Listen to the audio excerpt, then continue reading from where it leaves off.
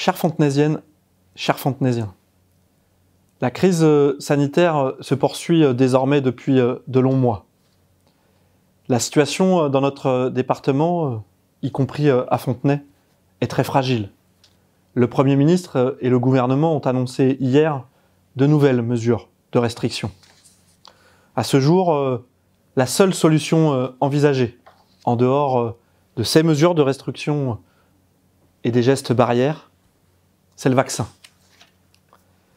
Alors, après le scandale des masques et des protections, particulièrement dans les EHPAD,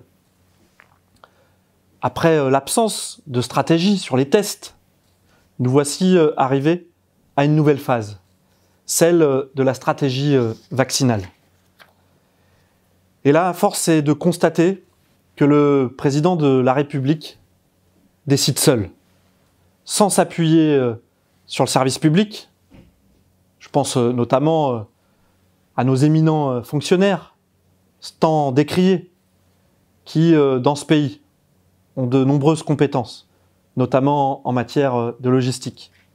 Je vous dis ça parce que le président de la République a décidé de faire appel à des cabinets conseils très onéreux, des cabinets conseils incapables de planifier une stratégie vaccinale. Et par ailleurs, à côté de ça, personne n'ose le dire. Nous sommes en train de vivre une période sans précédent.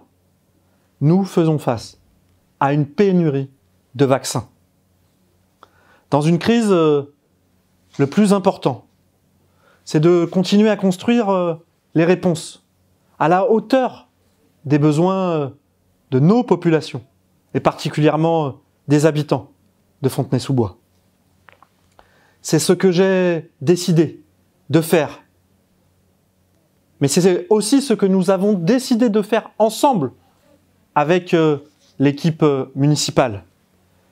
De faire avec nos partenaires, je pense notamment au département et à la région.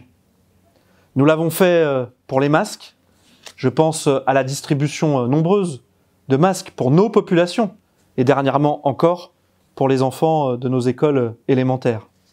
Nous l'avons fait pour les tests, je pense notamment aux tests, au centre de tests, ouvert en septembre, en lien étroit avec l'ARS et un laboratoire privé.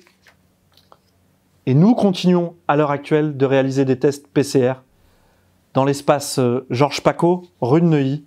Et si vous le souhaitez, vous pouvez continuer à aller vous faire tester dans ce centre. Enfin, dans un esprit de responsabilité et évidemment d'égalité territoriale, auquel je suis évidemment très attaché, avec les collectivités et l'État, et de l'autre avec les professionnels de santé. Je pense aux médecins de ville, aux infirmiers et infirmières libéraux, aux étudiants, aux pharmaciens, aux agents du service public fontenaisien de la direction de la santé, que je veux ici, l'ensemble de ces acteurs, chaleureusement remercier. La ville de Fontenay-sous-Bois s'est portée candidate pour ouvrir un centre de vaccination, des autorisations préfectorales, pour s'inscrire bien évidemment dans la stratégie gouvernementale.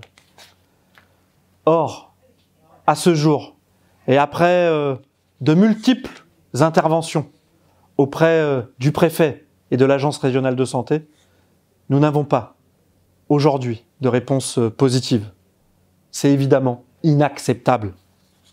Comment accepter que nos aînés soient obligés de se déplacer dans les villes voisines pour se faire vacciner, alors qu'un certain nombre, notamment ceux qui ont plus de 75 ans, ont des problématiques de déplacement, de mobilité, voire de dépendance?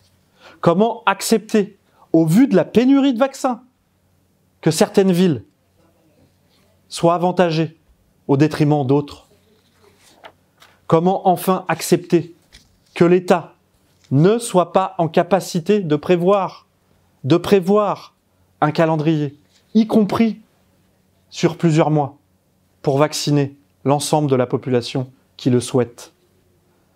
Alors je le redis avec force, Fontenay est prête à accueillir, dès que possible, un centre de vaccination, évidemment en partenariat avec les pouvoirs publics et tous les acteurs du territoire, notamment les médecins et infirmiers libéraux, en partenariat avec notre service public de la santé. Je le redis avec force, vous pouvez compter sur mon engagement et ma détermination pour combattre ce virus. Soyez prudents, prenez soin de vous.